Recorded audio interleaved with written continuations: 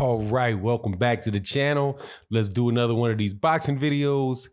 We're going to talk about Errol Spence Jr. kind of clowning on Kell Brook, and it was real funny to me what he said because it is something that I said on this channel in a video before the Kell Brook fight against Errol Spence Jr. happened. So to see Errol Spence bring that back around a couple years later on Kell Brook is hilarious. I wish the best for Kell Brook, but Errol Spence Jr. is a little right on this. Let's talk about what he said and give you some thoughts about the welterweight division in this video.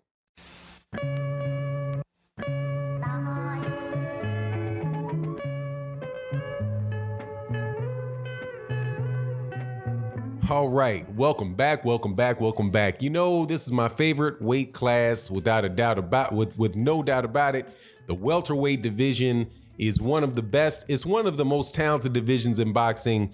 Probably that has not quite as much parity in the welterweight division as there is in, say, the 154-pound division, where you have a lot of guys that can beat one another, but you have a lot of really big names in the welterweight division, and with the exception of one guy, they are all fighting each other.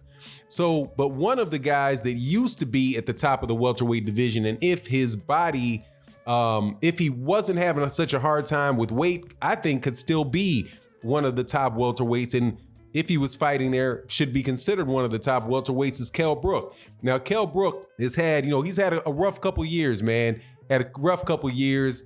He was, flying high. He won the IBF welterweight title off of Sean Porter and beat Sean Porter, I think, pretty cleanly. I went back and looked at the fight again, and it was a little closer.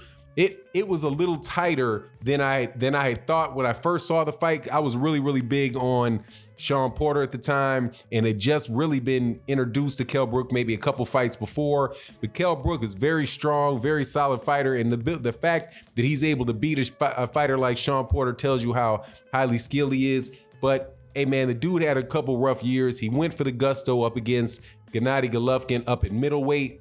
No idea why you would do that. I guess I have to go back and look at the history of it. And then he gets his eye socket broken, orbital bone broken, after he's fighting pretty well against Gennady Golovkin, but Gennady Golovkin is just too big, too strong, and wound up stopping the smaller fighter, Kell Brook. So then Kell Brook takes a rest, but he keeps his IBF title, his IBF welterweight title. It wasn't on the line, and the IBF didn't do him like, I always like to mention this, especially because this guy is going to be fighting this weekend. The IBF didn't do Kell Brook like the WBA did Guillermo Rigondeaux and take his belt. So Kell Brook then fights Errol Spence Jr. Now, Errol Spence Jr. said, because Kell Brook keeps calling, says he wants to fight him, and Errol Spence Jr., he said a bunch of stuff to the effect that he wants to fight Errol Spence Jr.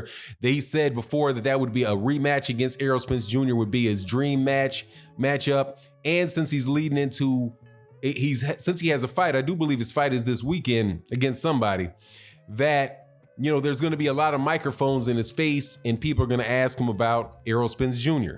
So he said some stuff about wanting to fight Errol Spence Jr. He's been saying he wants to put them chocolate brownies. Back on Errol Spence Jr. But Errol Spence Jr. responds with, "Look, man, I already ruined your career. I already ended your career, man. Leave me alone. You do not want this." Now, the reason why I think that is funny, is because that on this channel, and people that have been longtime subscribers of the channel, you guys would know this. By the way, I'm just holding up my Dunlap 3 tennis ball because, makes me think of my daughter. She got a match. She's got a tournament this weekend. But it reminds me of one of the very first videos that I was doing on this channel back in 2017. I did a series of videos about the fight, leading up into the fight with Kell Brook and Errol Spence Jr. When the channel started, I had first started doing the channel, doing a lot of like video highlights and things like that. But I was like, man, I really want to talk about this Errol Spence Jr. fight with Kell Brook. So I started doing more of the audio, like this type of thing with the black screen. But I did a video that said Errol Spence Jr. may end Kell Brook's career. because I was watching the fight. I was watching the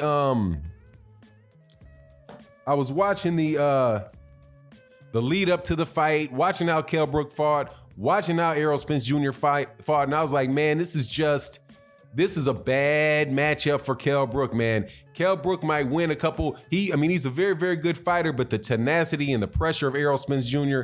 is going to wind up stopping this dude, and worse than that, it's going to wind up ending his career.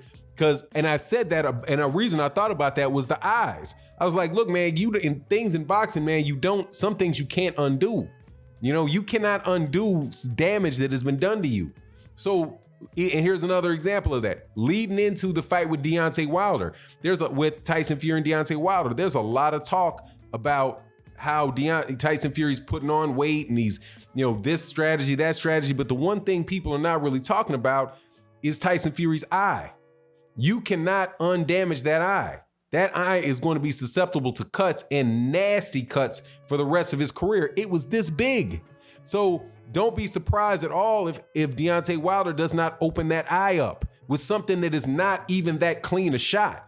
But if Deontay Wilder was actually able to hit him on that eye, and no, it's the opposite side, but if he's able to, I think that was it's definitely a left hook that landed, but if he's able to hit him with a hard jab to that eye, man, that dude's eye can bust wide open. And that was why I said with Kell Brook that, hey man, Errol Spence Jr. is going to tap. He is going to hit you. There ain't no option with Errol Spence Jr. you not getting hit, man. You would have to be one of the most fleet-footed, talented fighters that there are out there to stay on the outside against Errol Spence, because he cuts off the ring so well, and he is constantly putting pressure on you, man. And he will break you down. He will break your body down. And that is exactly what happened to Kell. That is exactly what happened to Kell Brook. So, Kell Brook saying that he wants to fight Errol Spence Jr. Look, man, that's just going to be the same thing. Provided Errol Spence Jr. is completely in good health, and there are really no issues. Now, I don't believe that. I have a suspicion that there really aren't any issues with him after that car accident, because they, otherwise, he would probably be taking a little bit more time off. But if those injuries were terribly severe, with that type of accident, man, he would definitely be out a long time. Man, that dude's a blessed young man. Absolutely blessed young man. But Kell Brook, just leave that alone. Now, but what Kell Brook should be doing, and this is something where I don't understand Eddie Hearn. I don't understand Matchroom. I don't understand Amir Khan. The fight that should have been happened. There's no way in the world this thing shouldn't have happened. Was Kell Brook versus Amir Khan, man. So, but Amir Khan obviously knows something about Kell Brook, and does not want any parts of Kell Brook. And that is just a really, really sad state of affairs for Kell Brook and UK boxing, because that's Amir Khan, globe trotting, getting knocked out by everybody else, but refusing to give Kell Brook the opportunity to knock him out, man, is just crazy to me. But as far as Kell Brook goes, look, man, Kell Brook is in a tough spot, man, because he's like a tweener. He's a tweener. And I know, and in boxing, let me give you the definition of a tweener, an in-between type of guy, right? And Kell Brook is like in between a weight class and an in-between weight class. He is in between 147 and 154 pounds. He's too small to beat the top 154 pounders. He would get absolutely mopped against Jermell Charlo. I don't think he's not beating Tony Harrison. He's definitely not beating J-Rock, and he's definitely not going to be beating Jason Rosario. I have a hard time. I got to watch more Teixeira, but I have a suspicion that he's not going to be able to beat Teixeira. Maybe he could give Teixeira a good fight, and all those fights could be good, interesting fights, but I just don't think he has the length.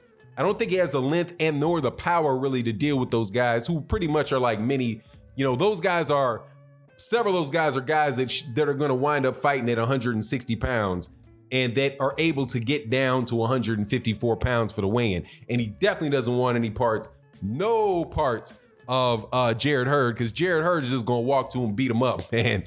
But he's too big to get to 147. But if he could make 147 and he could make 147 reliable, that's another top welterweight up there, and would be a great fight for a guy named Terrence Crawford. Because even as diminished as Kell Brook is, it would still be one of the better wins on Terrence Crawford's record. And I definitely think Terrence Crawford could win the fight. But since he's not going to fight